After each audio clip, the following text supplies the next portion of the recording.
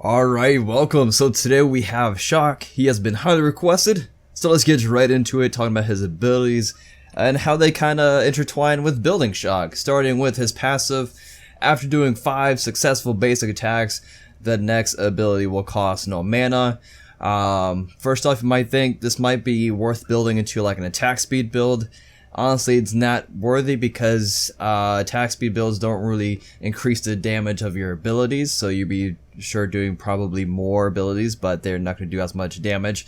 And as well as if you go in attack speed build or like an assassin or hunter type build, you're going to be really squishy and you're just going to blow up. Because CHAAC, he doesn't really have really solid escapes. I mean, you could throw your 1 over a wall or whatever, wait 1 to 2 seconds, and then teleport with your 2. But that's 2 abilities down just somewhat of an escape. I mean, you could still get chased down with an assassin that hasn't leaped 2. So it's not worthy of an attack speed build. It's just a nice little, I don't know, it's just a nice little passive for, like, you know, solo laning and things like that. But where he does get his damage from, just like I mentioned earlier, from his abilities, and that's primarily from the base scalings, the white numbers. So if you all know, if you've been hit by Thunder Axe by somebody that's leveling that up first, which most likely you should, it hits really hard. From early to mid game, it would hit pretty hard, and then it kind of falls off late game. Late game, CHAAC, and like most other warriors, you're mostly just another frontline with your support, applying some soft CCs, absorbing a lot of damage, and just being annoying. So that's that. He does have really good sustain and healing with his 3. The 3 also scales up to 35% slow for 6 seconds. That's quite a while. So with CHAAC, you don't necessarily need Frostbound Hammer, like let's say Bologna or Vamana, something like that. This is your chase down tool, is this Rain Dance. Again, you can still go and Frostbound if you really want to. But yeah, CHAAC, overall, he's known as a jack of all trades. You know, he's a little bit good at everything: poke damage, sustaining, tanking, and soft CCs. But he's not specifically good at one thing, and that's where CHAAC kind of falls off in popularity when choosing other hunters, like, or not other hunters, other warriors like Bologna or Tears, Hercules, not Hercules, but like Tyr. Pretty much that. So yeah, I mean, he does have a hard CC with a silence for 3 seconds. That's about it. If you do your axe first and then use your ultimate, and then you're going to have additional damage and a knockup. But that's pretty much it. Enough of that, so let's get right into actually building CHAAC. Now, starting with the solo lane, how would you start for a Conquest solo lane? More likely, you're going to go into the relic called Teleport. You can either buy this right away because you know you want this, or you can wait and then as soon as you back the first time, then you can pick this up. It doesn't really matter. But the main reason why you get teleport for solo laners is, for one, warriors for the most part are pretty slow at getting back to the lane, and solo lane is pretty far off in solo island, and this can help you just get back to your lane faster and just clear faster and apply a lot more pressure in the lane compared to an enemy solo laner that doesn't have it. And it can also allow you to teleport to wards, so don't forget that. So if you're with a pretty solid team that's put like warding around, this can help you come to like the duo lane or mid lane a lot faster and just have that presence of your CC. Now if you don't want to go into that, then you can go into whatever else you see fit. Some people may like meditation, or you want to be more supportive, and you can just go into sprint or curse or whatever. But more than likely, teleport for the solo lane. As far as a starter item, the most popular one is Bluestone Pendants. A few reasons why. The extra 100 mana is nice. Yes, you do get free abilities sometimes with your passive, but with the passive of Bluestone Pendant, this allows for a damage over time effect as soon as you hit somebody with your ability. So you can throw down your 1, that's going to apply a dodge, and you go ahead and use your 2 a couple seconds later, and that's going to apply another Bluestone Pendant dodge. So that's how that works, and that's why that is popular. If you prefer Death Toll for whatever reason, just go for it. You do you, boo-boo. So after that, let's just go ahead and pick that up. Just kind of disregard the starter item for other builds, because building CHAAC and Conquest doesn't really change too much for other game modes. So going to the warrior type of boots, again, it has passive. Most people feel it's just not worth building attack speed. So just go with the warrior type of boots. After that, for solo lane purposes, more than likely you're probably fighting another physical god, regardless if they're warrior, hunter, assassin. Those are the most cases. Then you just go into the breastplate of valor. Since he is an ability-based shock, or ability-based warrior, you need to have your abilities off of cooldown a lot more often, and that's why Breastplate of Valor works so well. It has the 20% cooldown reduction, the 75 physical protection can ensure you can box your enemy solo laner just about forever, and you can just sustain with your 3, and it's really good. If you're fighting against a mage like CHAAC or whatever in the solo lane, then you probably just rush into the either Borg of Hope, if it's a mage without healing, obviously. But if it's like an Aphrodite or CHAAC, then you go into Pestilence. So that is the differences. So let's just go into the Breastplate of Valor. After that, you have a few options now. You want to decide if you want extra damage and your abilities to do just a bit more and just overall do a little bit more damage and still cap the cooldown reduction for your abilities.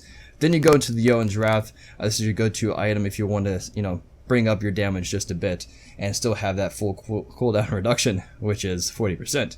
Now, if you don't worry about doing damage because CHAAC, you're looking for the late game, CHAAC is not going to do too much damage in the late game, you're just, again, another frontliner, then you can look for other sources for your cooldown reductions, go to the cooldown reduction tab, and then you can just go into like a Mantle of Discord, 15%, or you can just go into a Spirit Robe, something like that. Those are some really good cooldown reduction items that make you even more tanky, especially that Mantle of Discord. So those are the differences there.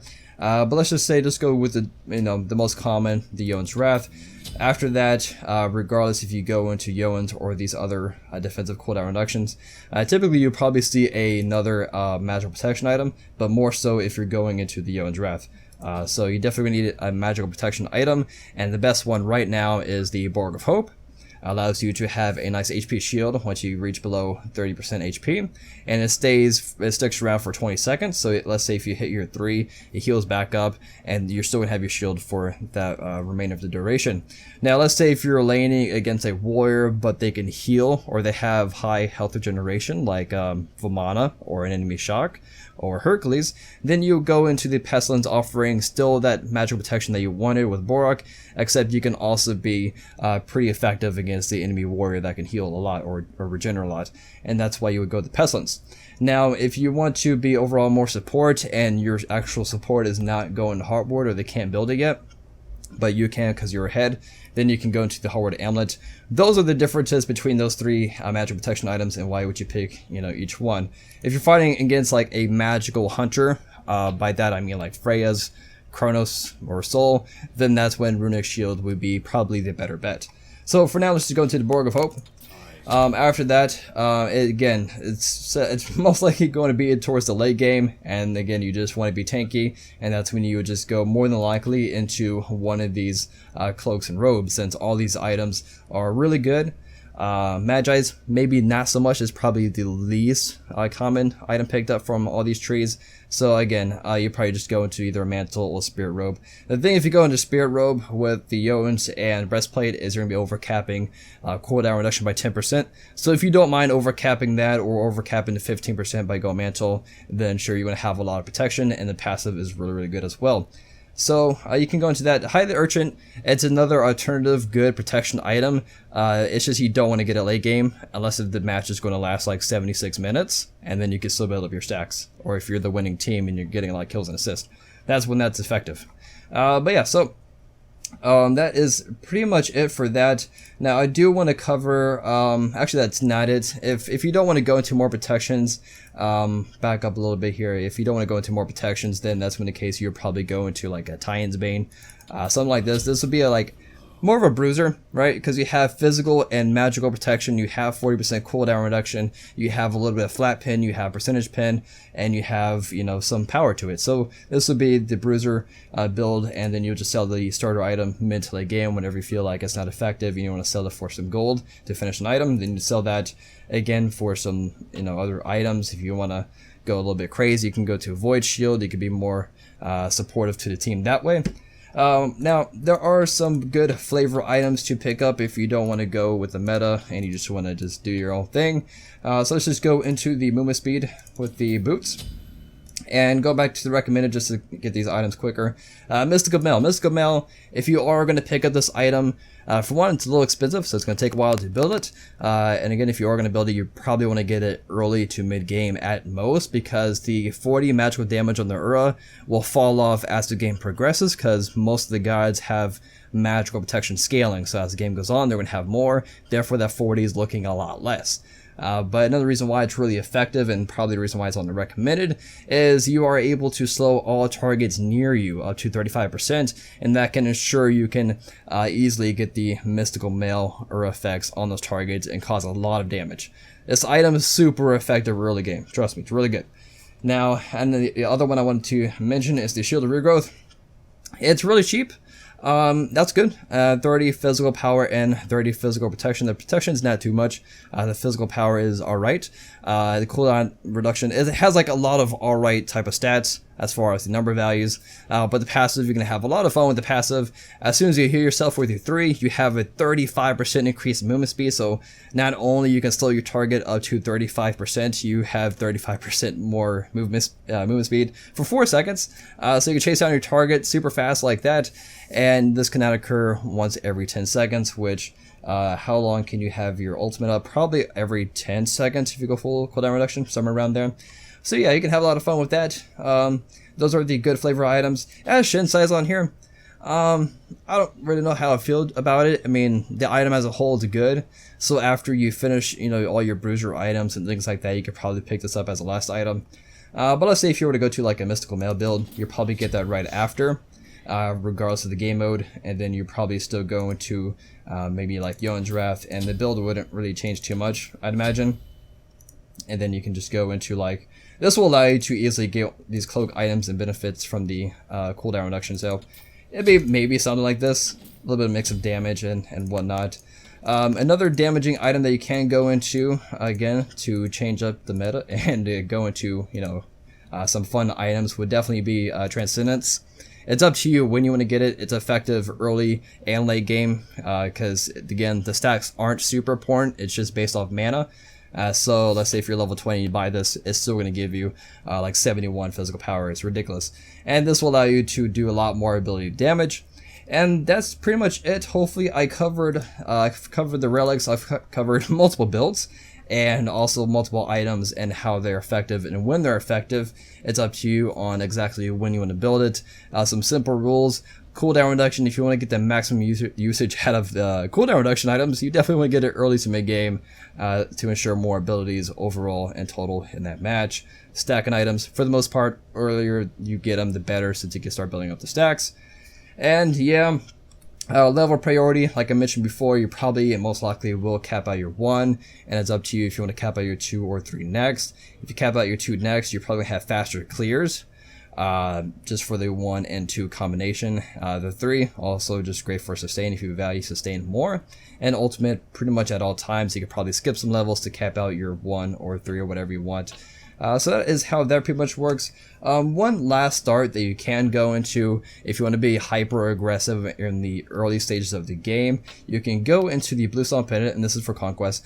Go into Bluestone Pennant, and then go into go to consumables, and then go to the Potion of Physical Might. This grants you an additional 20 physical power for 5 minutes until you are killed.